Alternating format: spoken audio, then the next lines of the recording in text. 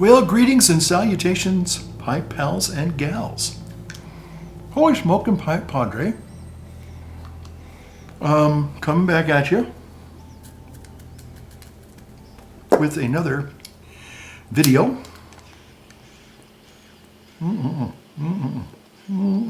Okay. Yep, I'm smoking my what I call my Minnesota pipe, and there's a reason for that tonight. I'll explain that a little bit later. And it's my Joby. I think it's a Joby. Got this many years ago when I was in Minnesota. And it's I guess they call it a poker pipe because you can set it down and it just stay. Okay, good. All right. Yeah. Okay, so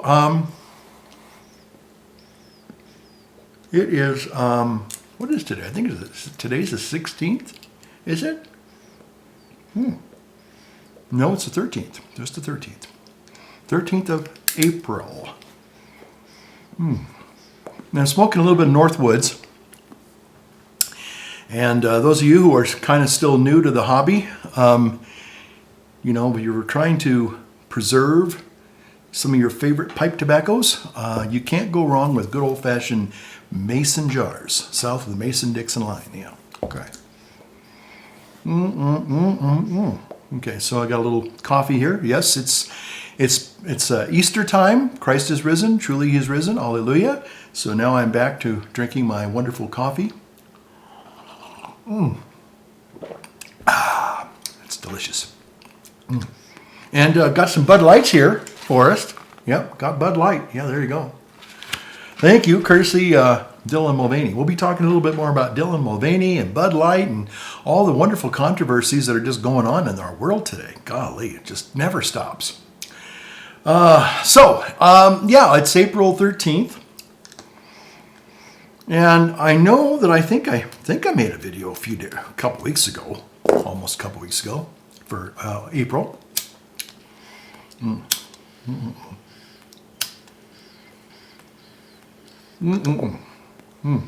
That's good. So I thought I'd get on here, and I mean, there's just been so much stuff in the news, and I just thought, you know what?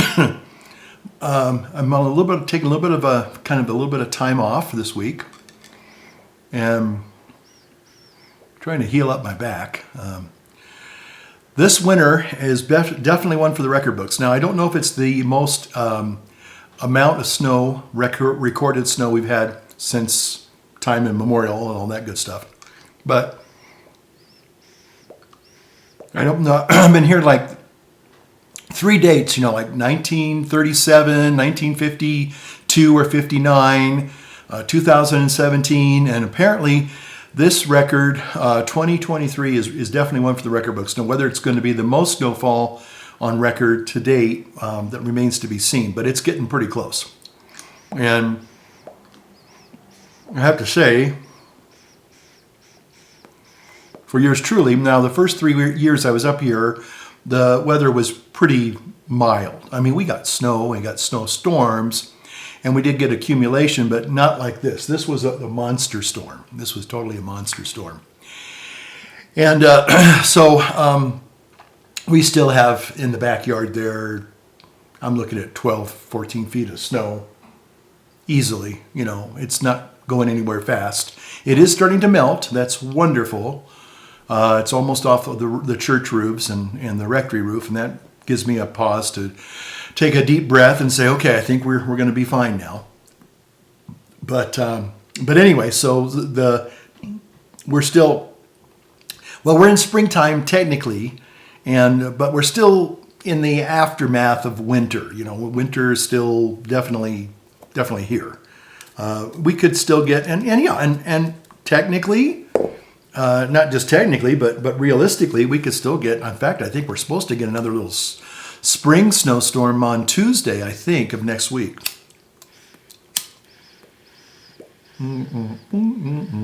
Ooh, see all those sparks? Wow.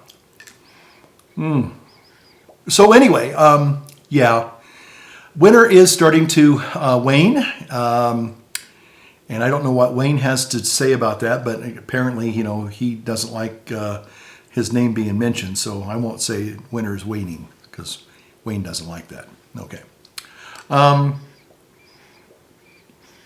So the last few years that I have been up here in the mountains, and although it is absolutely beautiful, breathtaking, majestic, and stupendous, and beautiful, and all that, there is...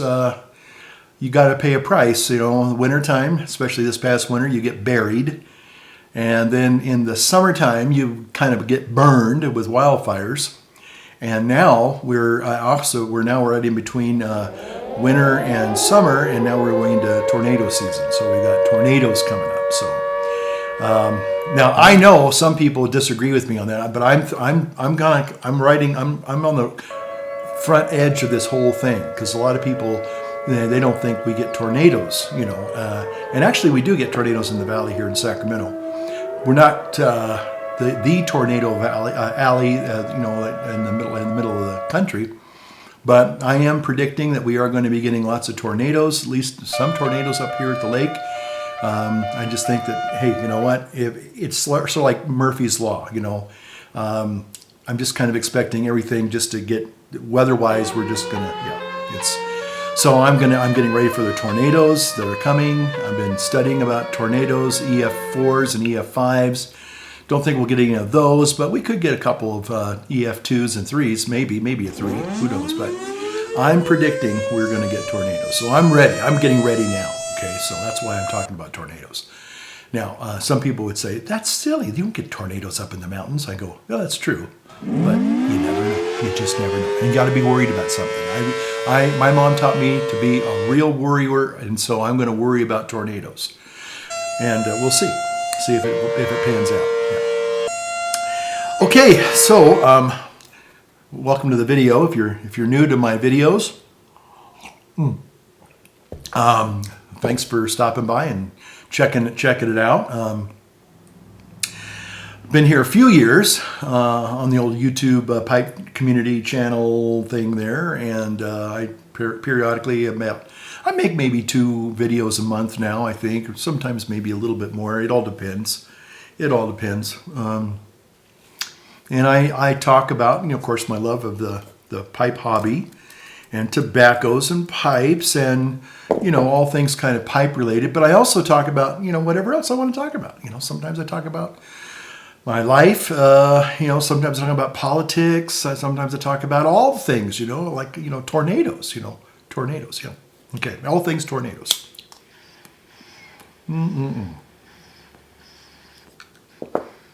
Yeah, I think Northwoods is a really good choice for tonight, because it just feels one of those kind of mountainy, woodsy kind of environments,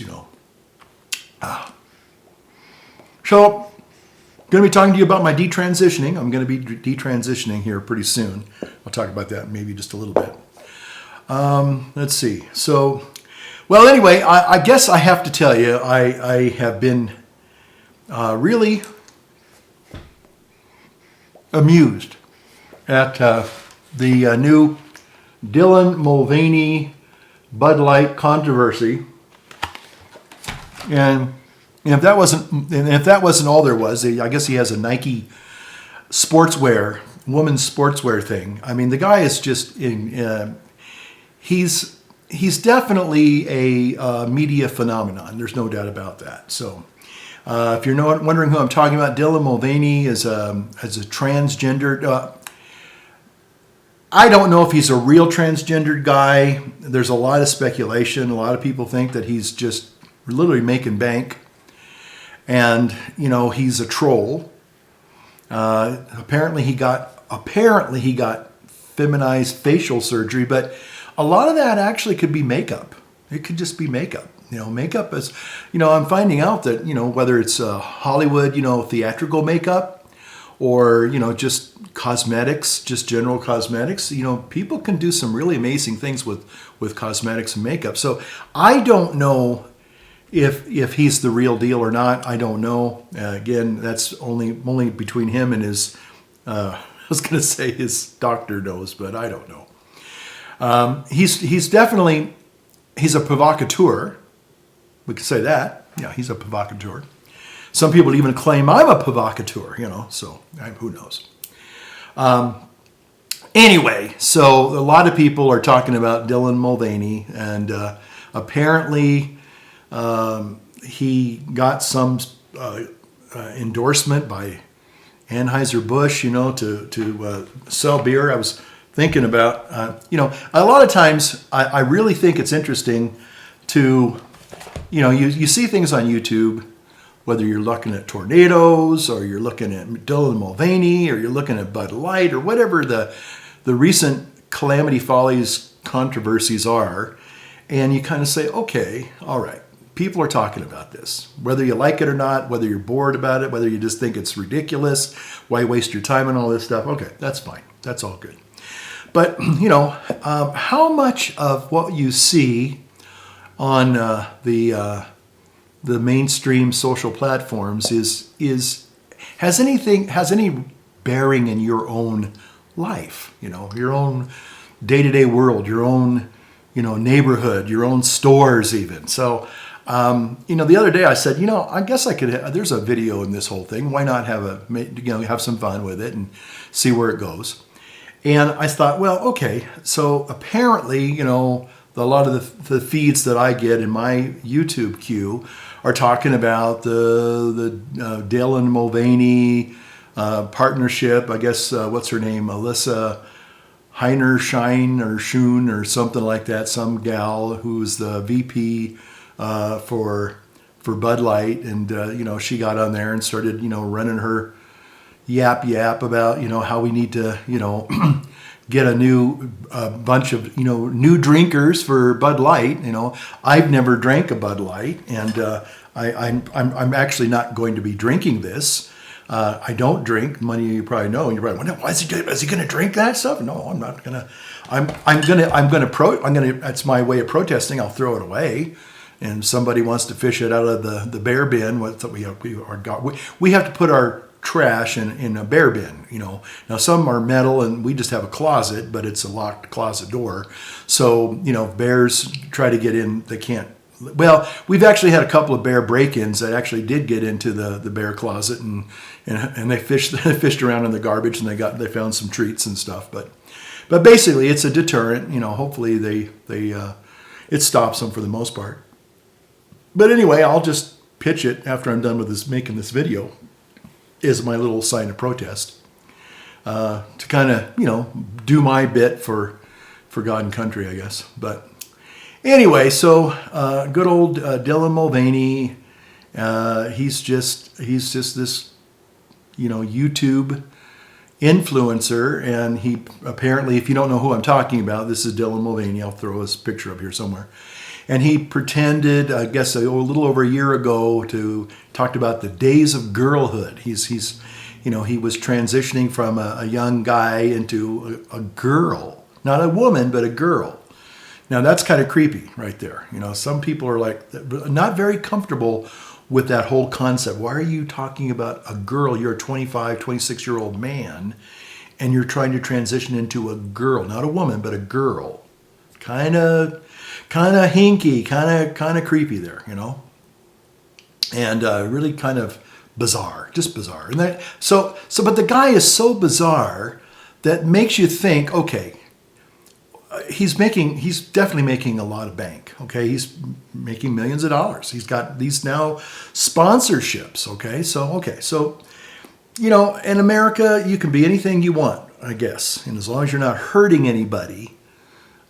Although, again, I think, I would not be surprised in a year from now he comes out and says it was all an act. Because the guy's an actor. He's a professional actor, apparently. I don't know. I don't care, really. I just don't, for the most part, he's just, he's just an internet provocateur. He does his thing. I don't think he's done anything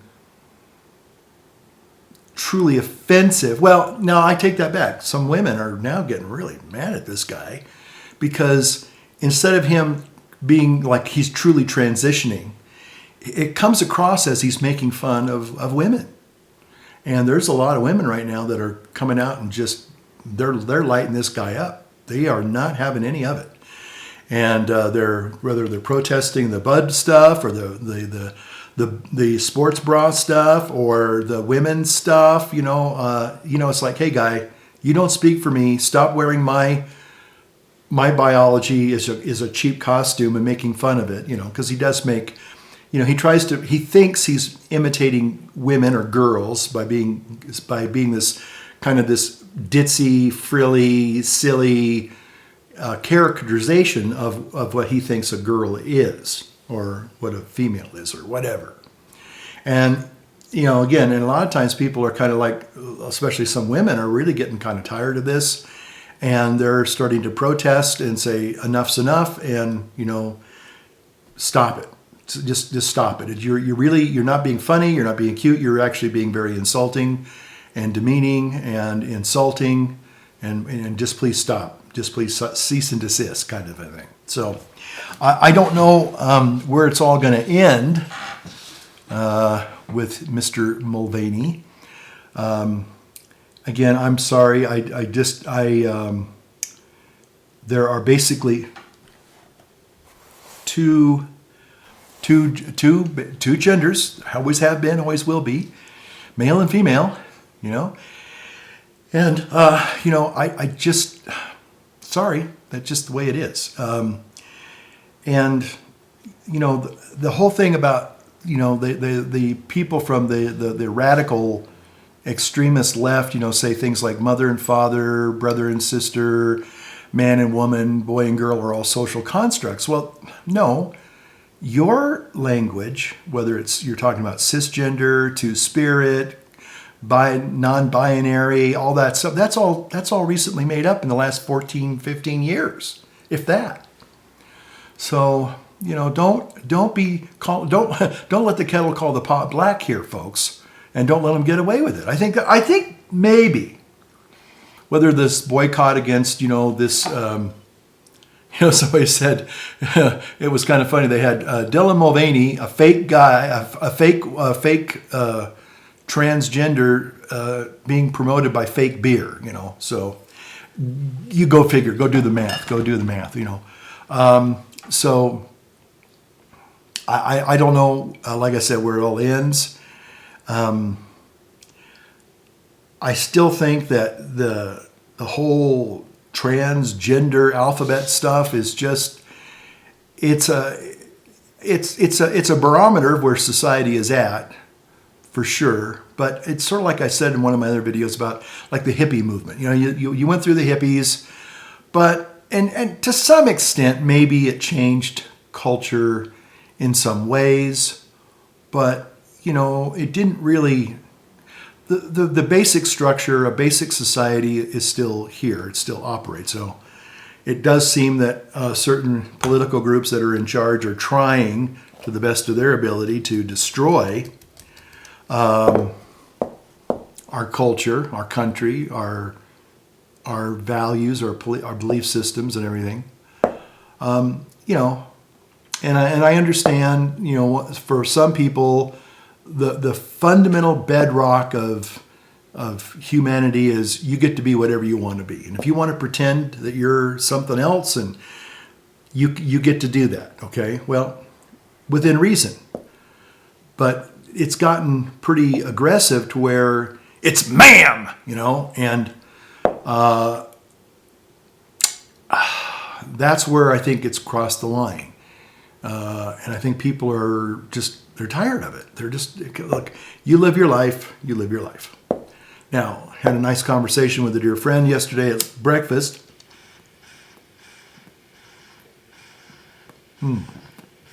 And freedom is really not about you doing whatever you want, but it's about becoming, freedom is designed that you and I get to practice virtue, being the best version of yourself your good and for the good of those that live with you, the people that live around you.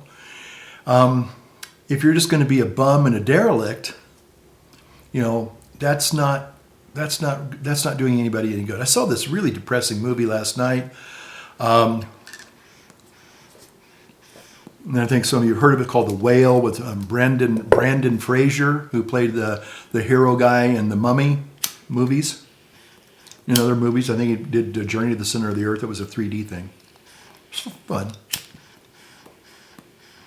But the reason why I kind of liked this Brandon Fraser up until this movie was simply because he played in a TV movie with Harrison Ford about finding a cure for Pompe syndrome, for the kids that get Pompe syndrome. I guess they don't metabolize sugar, and basically they live only about nine years and they die.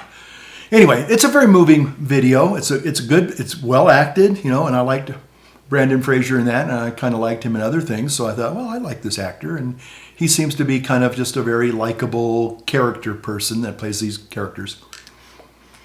But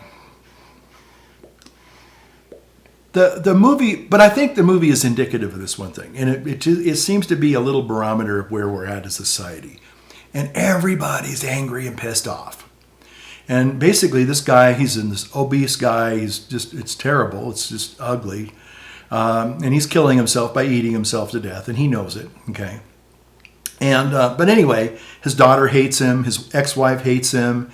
He even has a young missionary guy who's trying to save his soul, and then he has a lady who's kind of like his health care provider or on-call nurse or something, somebody that, anyway. So she cares about him, but she's angry at him because she sees him destroying himself, Anyway, the bottom line is that everybody in this movie is just mad as hell. Even he gets mad, about, people. He's supposedly an online tutor. He teaches English, I guess, but he doesn't keep the camera on, so people don't see how enormously huge he is, obese. Anyway, long story short, it's just I tried watching it. I had to get up several times because it was filled with nothing but rage and anger. And I think that's kind of where we're at right now, rage and anger. Everybody's rageful and angry, And, you can only do that for so long. And eventually, you burn out. Your body can't handle it. And another guy, watching another interesting, I've been watching all my tornado storm chaser type videos. Another thing that kind of has got my attention is anesthesiology. I know. We're going to talk about that when I talk about my detransitioning, okay? But the thing is that apparently, and this is very fascinating, and it makes a lot of sense. But they say the body remembers. The body keeps score. I guess that's what this guy says. He's really an interesting fella. A couple of them, actually, are these young anesthesiologists, and they talk about the whole kit and caboodle, all the, different medicines that they use to, bring you into that, general anesthetic and, and just all the things that they do. But this guy talks about it from kind of a more of an interesting psychological, emotional healing kind of a thing. And he's kind of talking about that, when people are getting ready to go under anesthesiology, it for a lot of people, it's a very, it causes a lot of anxiety. And he says the reason why it causes anxiety is because a lot of people throughout their life have gone through traumatic experiences. And again, he says, body keeps score. And so, whether it was as a young person, maybe it was a horrible automobile accident, or, maybe, just anything horrific in your life. It's just like somebody walks up and gives you a sucker punch in the gut, or hits you in the face or something, any kind of traumatic thing, and your body's going to remember that. So when your body is when you're going to go face something that's very uncertain and you're out of control, it says that, all that stuff that you've been holding on to, that you're not even aware you're holding on to it, will surface, especially in in an operation theater, and especially when you're under anesthesiology, especially when you're coming out, they say, yeah, a lot of people just, all the things that inhibit us, keep us kind of hopefully mostly controlled, so we're not lashing out because of the drugs. All that trauma that's been basically, underneath the skin, it comes out. And then the guy talks about the fact that, well, and again, I've heard this before, and I believe it's true, that, you can change a lot of who you are subconsciously. And that's where a lot of real change happens. And so he's saying things like, if you're going under, you're going to be going under anesthesiology, general anesthesia. And let's say you have some issues, whether you do or you're aware of post-traumatic stress syndrome, or you have maybe you're you have some kind of addictions. It could be anything. He says it's really helpful to talk with that anesthesiologist and kind of tell him, kind of open up, because he was saying that in some ways, when you're under, they can actually kind of address some of those issues, those underlying issues in your psyche, and maybe help you overcome some of those things when you're under, because it's all your subconscious can be worked on to a positive degree. It may not solve all your problems, but you could start addressing things before you go under, and then that anesthesiologist can maybe somehow help you through that whole process, like smoking addiction. If you're drinking, whatever, they're going to try to maybe address that. I don't know. Again, they don't go specifically how they do that, but apparently there is some a medical what's the word I'm looking for? Some documentation or some studies that show that yes, people can find some relief after they've been through anesthesiology, and and that's not the main reason. I mean, you're getting an operation, you're having surgery, but they try to say, well, maybe in addition to the main reason where we're putting you under, maybe we can start getting you some therapy, and maybe this will be a kind of like a beginning of a new chapter in your life, to where you can maybe use this to maybe help you get over an addiction of some kind. So again, it might or address some earlier trauma in your life. So I thought that was kind of very fascinating, very fascinating. You might want to check this guy out. I don't know there's two guys. There was one named Max Feinstein or something like that. He's a young anesthesiologist. This other guy that I really like a lot. They're both really good. But this guy, I don't know his name. I guess I could find out his name. But he's actually talks an awful lot about, healing in addition to the anesthesiology that he talks. So people, if you're getting ready to go into a surgery, you might want to check this guy out, because I remember I had an emergency appendectomy, and I've had a couple of times where I've been under, and it's kind of funny. I don't know what it's like when I came out. I was probably, because I'm such a big mouth, I was probably trying to crack jokes and tell them how to do their job. That would be my guess. But they never said anything like, "Oh, you're really embarrassing," or "You need to be careful what you say." And I didn't have any real fear going under. I don't know why. I guess I should. But apparently, a lot of people really. There's like 1/3 that are really scared. Another third they're just kind of maybe more like I think I was, and then the other third are just kind of like. They do the Zen thing. They're like, okay, I'm just going to be cool about all this. So I don't remember. I just remember, kind of having. I wouldn't say it was a great experience, but I wasn't aware of being like painfully afraid or anything. I just kind of like. I guess I was in so much pain with that appendicitis that I just wanted somebody to fix me. So I guess maybe that's why I didn't really aware of being totally fearful. I mean, yeah, there was a little bit of like, oh gosh, I might. But I just remember, the guy telling me to count backwards. Now, one of these guys said, "We don't do that anymore." I'm going, well, every time I've gone under, and I've maybe 2 or 3 times, I had tonsils out. I had colonoscopies really don't count, I don't think, but I did have the appendectomy. I had another surgery.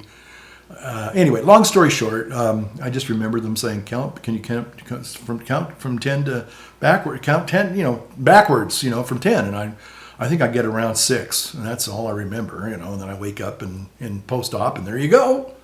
But anyway, so okay, I was going to talk a little bit about my transitioning. You know, I don't talk a lot about it. It's no big deal. But, kind of watching Dylan go through this thing, I kind of figured out that, you know what, I'm going to be smart about this. Okay, hold on, let me go get a light my pipe here.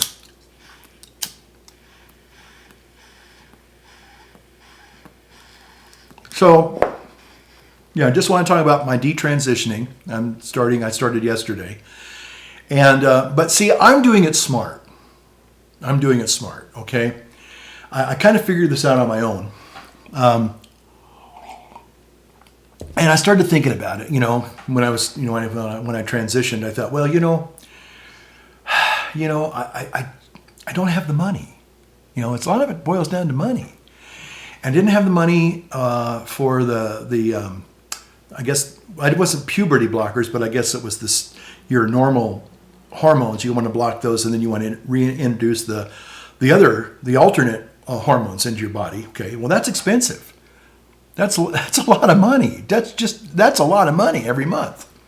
So I thought about that, and I said, well, do I really want to do that? Because, you know, I'm not made of money. Okay, and I thought about it. I thought, well, you know what? I could save myself a lot of money if I just didn't do the hormone therapy thing. I could kind of see myself transitioning, but I wouldn't need the hormones. I could just not do that. And then the other thing was the time involved. You know, it's a time commitment. You know, because it takes months before the hormones actually even kick in. So I thought, well, okay, so if I avoid that, you know, the hormones, I'm going to save money. I'm going to save time. Won't have to worry about getting a new wardrobe and all that stuff. Okay. So what I did was I did this kind of like the poor man's version of transitioning. So I decided that I'm going to be smart about this. And so now that I'm detransitioning, I don't have to worry about now going back on the other hormones, or at least stopping the cross-sex hormones. And I don't have to worry about, you know, the surgeries. That's the other thing. Okay. Those surgeries, like, was it $75,000 a pop, you know? And so I've saved myself an awful lot of money on my transitioning. So now when it comes to detransitioning, it's going to cost me next to nothing. I mean, I think I'm doing this really smart. So thank you for encouraging me, you know, and supporting me in my decision to detransition. So, but anyway, so there you have it. I just wanted to get on here and just tell people that I was detransitioning, and I think it's gonna be okay. I think it's gonna be successful. I really do. I think I'm not gonna have very much. I don't have a lot of problems with that. You know, getting and talking about the earlier issue about, you know, trauma and stuff. There'll be precious little of that. So I think I'm going to be fine. I think I'm going to be really fine.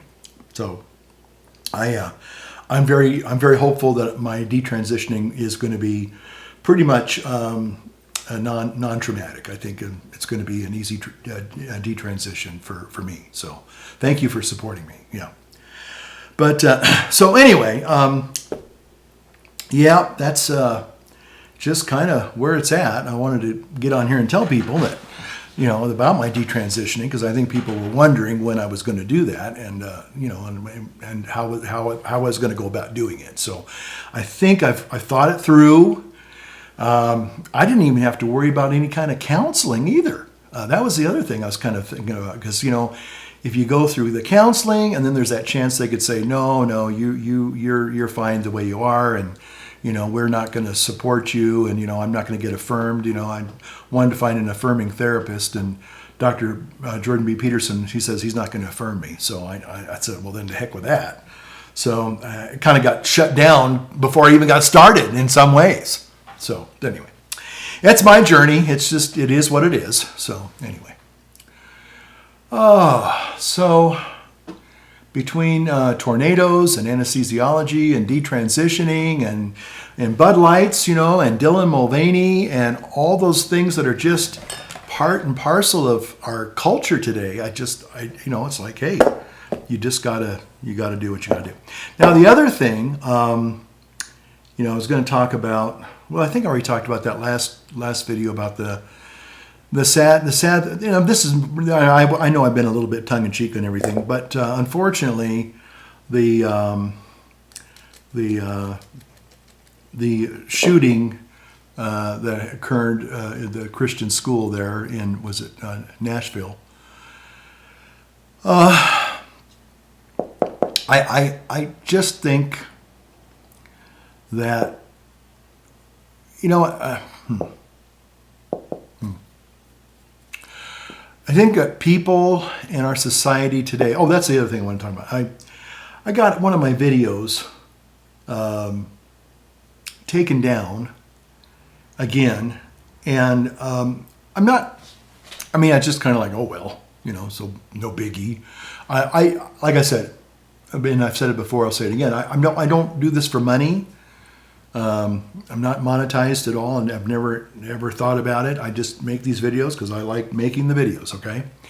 But I do know that a lot of YouTubers, real YouTubers, this is how they make their living, okay? And that's perfectly fine. But the problem that I have is that there is censorship, and I guess I said some things about the unknown virus of unspecified origin, okay? And all I said was things that were actually true.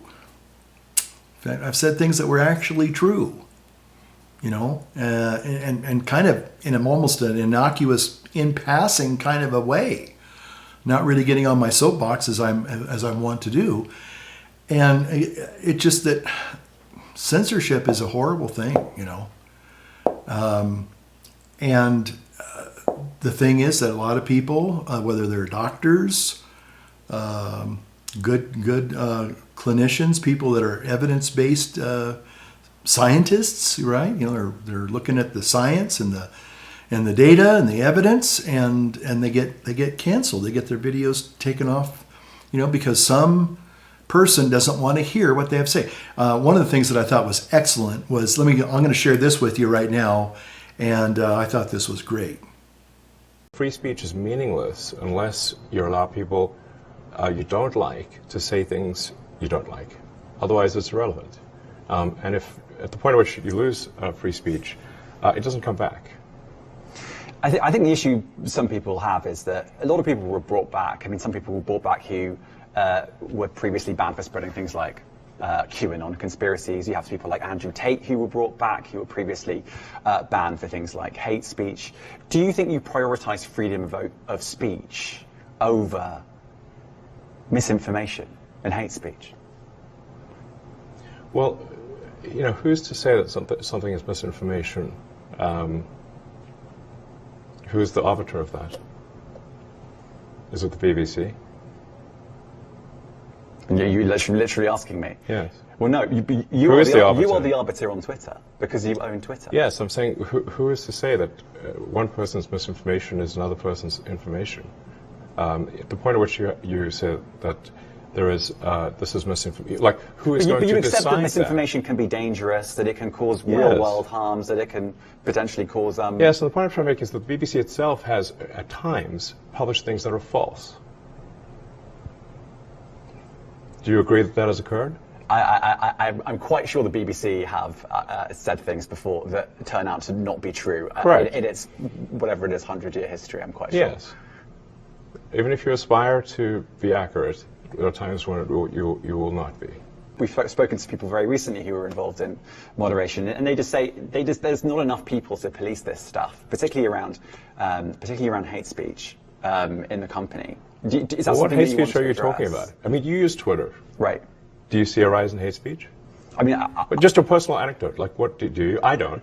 Personally, for you, I would see I get more of that kind of content, yeah, personally. But I'm not going to talk to the rest of, for the rest of Twitter. So you see more hate speech personally?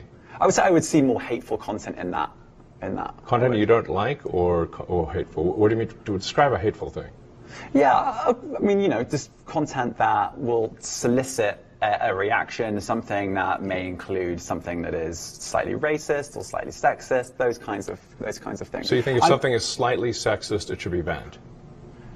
No, Is that what you're saying? I'm not saying anything. I'm Well, saying. I'm just curious. I'm trying to understand what you mean by hateful content. And I'm asking for specific examples. And you just said that if something is slightly sexist, that's hateful content. Does that mean that it should be banned? Well, you've asked me whether my feed, whether it's got less or more. I'd say it's got slightly more. That's why I'm asking for examples. Can you name one example? I honestly don't use. Honestly, I You don't. can't name a single example. I'll tell you why, because I don't actually use that for you feed anymore, because I just don't particularly like it. But you and said actually, you- a lot of people are quite similar. I only look at hang on a second. following. You said you've my seen following. more hateful content, but you can't name a single example, not even one. I'm not sure I've used that feed for the last 3 or 4 weeks, and Well, then how did you see that hateful content? Because I've been using Twitter since you've taken it over for the last 6 months. Okay, so then you must have at some point seen for you hateful content. I'm asking for one example. Right. And you can't give a single one. And I'm saying Then I say, sir, that you don't know what you're talking about. really. Yes, because you can't give me a single example of hateful content, not even one tweet. And yet you claimed that the hateful content was high.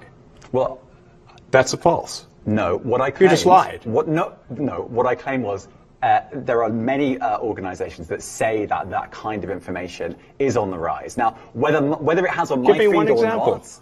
I mean, right, and Literally if you can't look at name something one. like the Strategic Dialogue Institute in the UK, they will say that. So Look, people will say all sorts of nonsense. I'm literally asking for a Right. single example, and you can't name one. right, and as I've already said, I don't use that feed. But Well, then how would you know that? I don't think this is getting anywhere. You literally said you experienced more hateful content, and then couldn't name a single example. Right, and as I said, That's absurd. I haven't actually looked at that feed. Then how say, would you for a know this few hateful weeks. content? Because I'm saying that's what I saw a few weeks ago. I can't give you an exact example. Let's move on. We only have a certain amount of time. Wow. COVID misinformation. You Amazing. You changed the COVID misinformation Has rules. BBC changed its COVID misinformation? The BBC does not set the rules on Twitter, so I'm asking you. No, I'm talking about the BBC's misinformation about COVID. I'm literally asking you about, you changed the labels, the COVID misinformation labels. There used to be a policy, it then disappeared. Why do that? Well, COVID is no longer an issue. Does the BBC hold itself at all responsible for misinformation regarding masking and side effects of vaccinations? And not reporting on that at all? And what about the fact that the BBC was put under pressure by the British government to change its editorial policy? Are you aware of that? This is not an interview about the BBC. Oh, you thought it wasn't? I see now why you've done Twitter Spaces. I am not a representative of the BBC's editorial policy. I want to make that clear. Let's talk about something else. If you want I'm to talk about the interviewing you BBC, too. all right. Let's talk about something else. You weren't expecting that. Okay, so I love the fact that Elon Musk really challenged this guy who was saying, oh, it's all hate speech and my feed's full of hate speech. And he goes, okay, fine, give me an example. Guy couldn't do it. And Elon says, you're lying. He called him, just said, he wasn't angry, wasn't like, ready to punch him in the nose, but he said, wait a minute, you're lying. I just love that. Because the guy was lying. If you don't like some of the things that people say, hey, there are people that say bad things about Christians or Catholics or priests or whatever, hey, it doesn't affect me because it doesn't has anything to do with me as a person. Okay. I remember years ago, I had a guy who he was angry, and he started calling me, all these nasty, because he knew I was a priest. And he goes, I know what you do, and you're doing these. And I said, and at first I go, this guy doesn't know at all who I am. But he was just thinking, oh, you represent this group of people, so you're one of those people.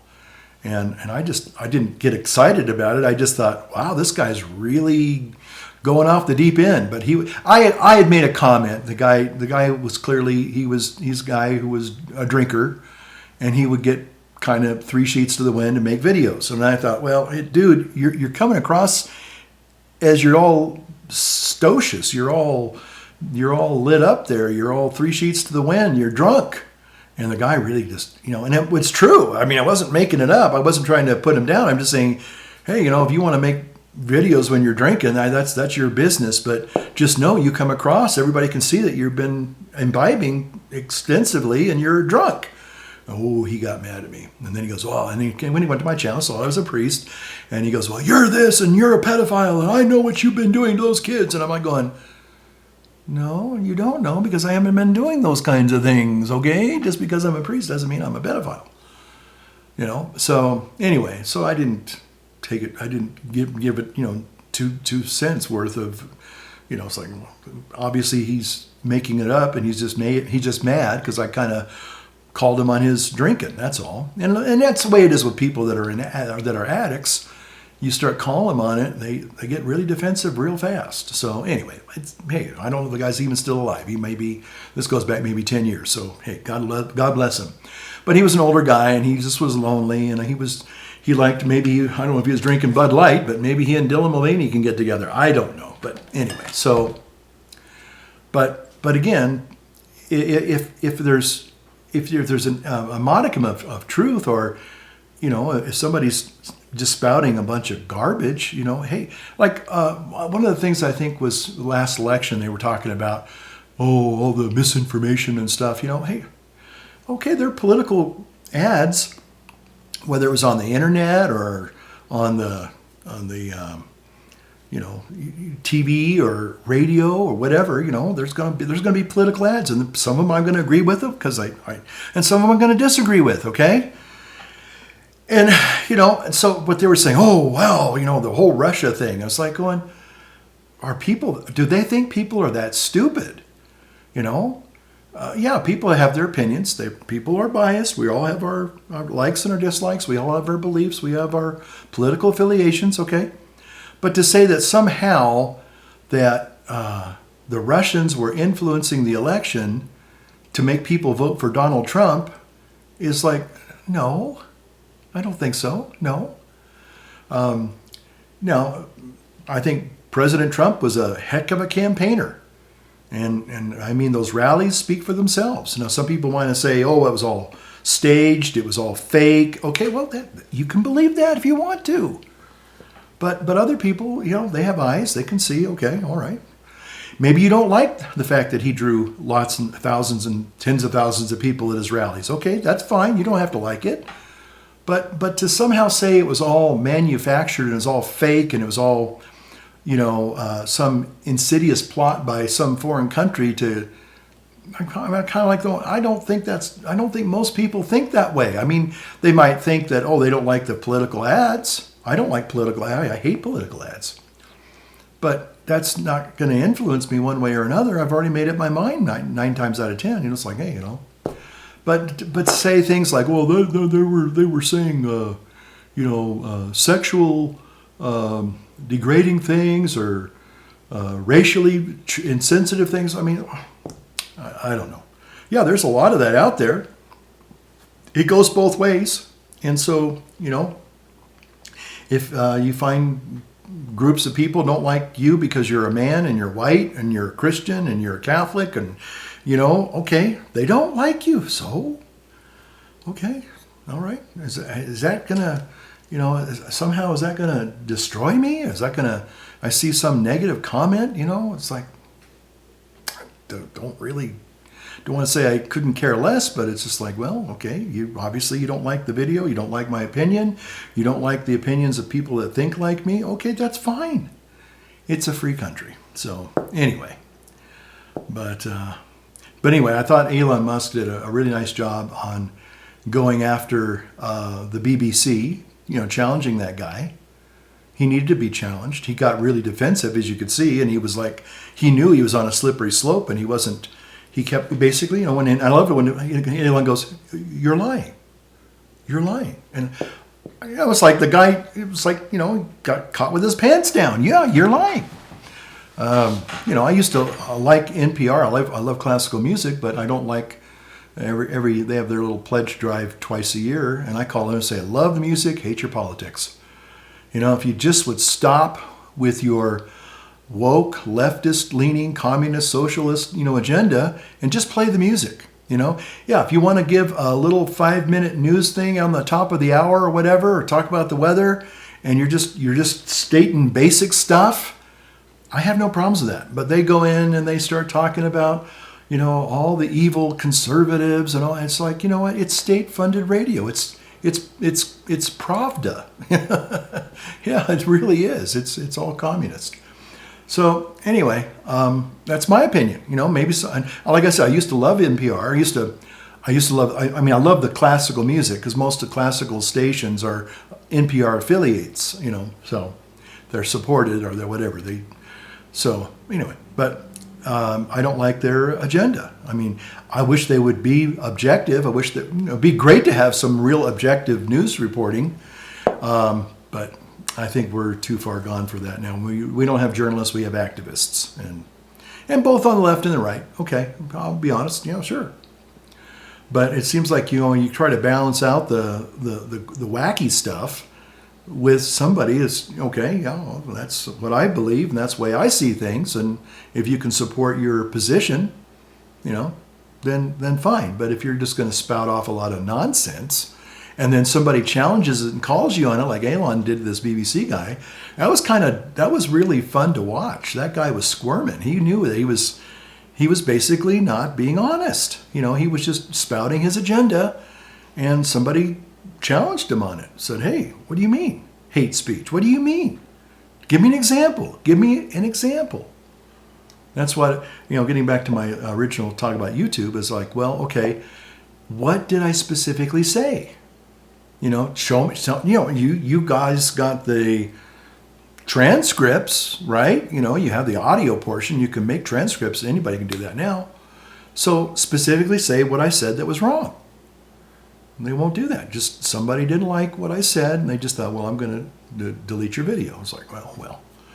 I mean, there was a time maybe 10 years ago where I tried to keep archives of all my videos, and I just can't do that. I mean, I don't, you make a video, it's like a Big Mac, it's just meant to be enjoyed at the time.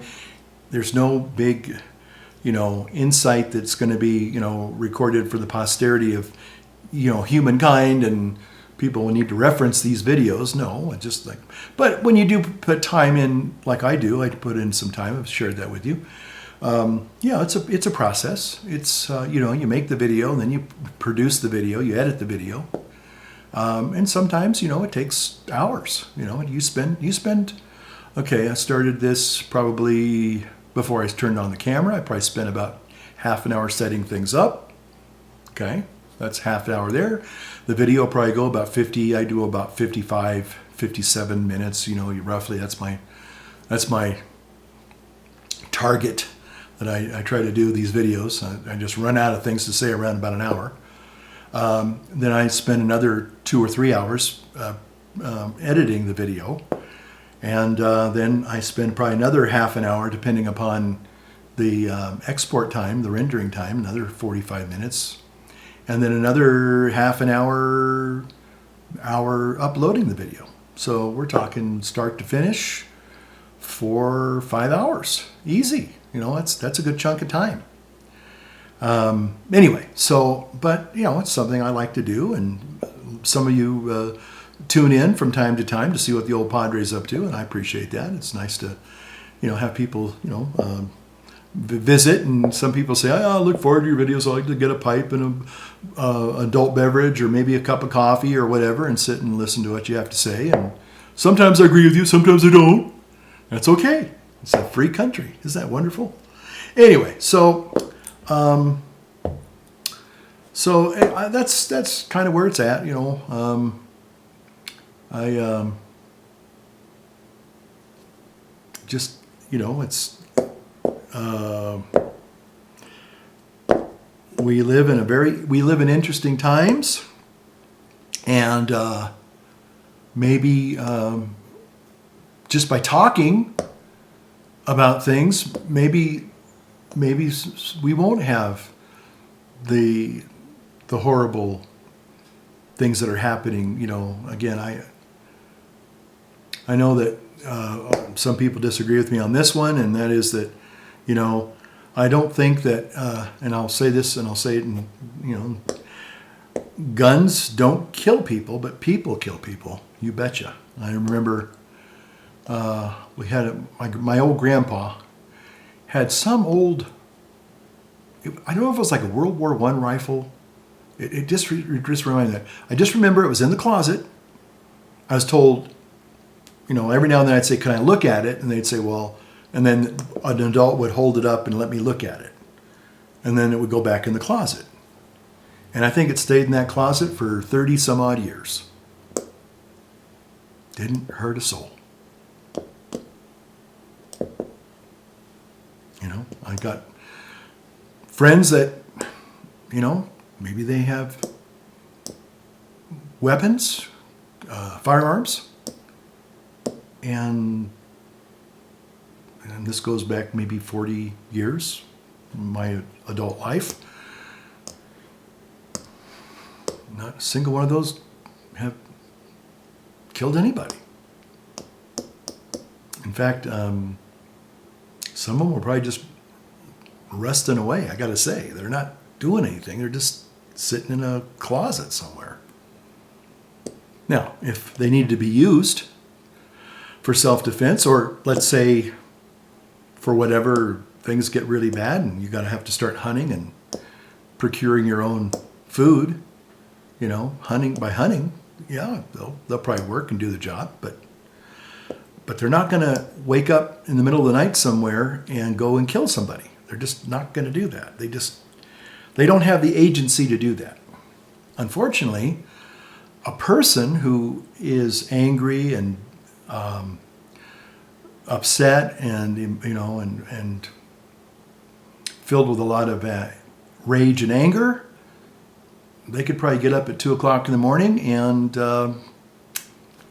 maybe,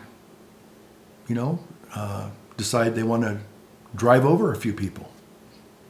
Don't even need a gun for that. Just run over a couple of people.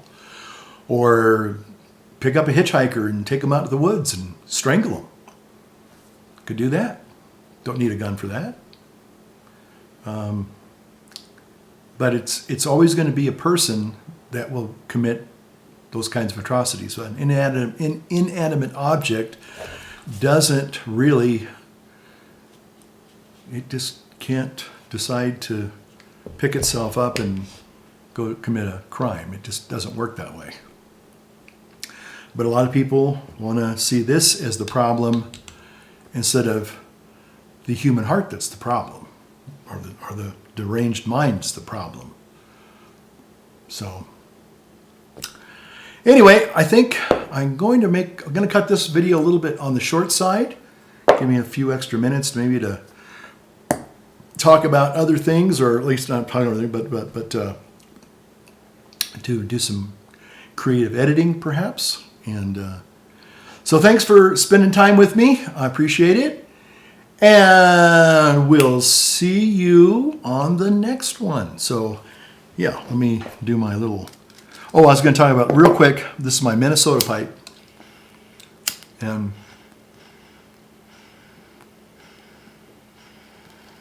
yep, when I was in Rochester, Minnesota, and I saw this pipe and I just fell in love with it. And it just reminds me of Minnesota and tornadoes. Yeah.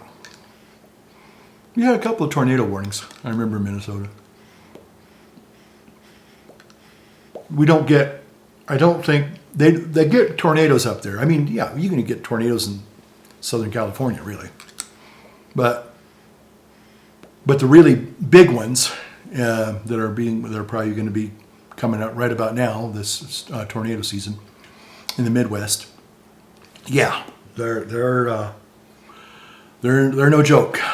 Boy, the devastation, and it's just incredible how some of those things just literally scour communities. I mean, it's heartbreaking. I mean, man, seeing some of the devastation those tornadoes do. So if you're in Tornado Alley, or you're in a state that is prone to springtime tornadoes, God bless you, keep you safe.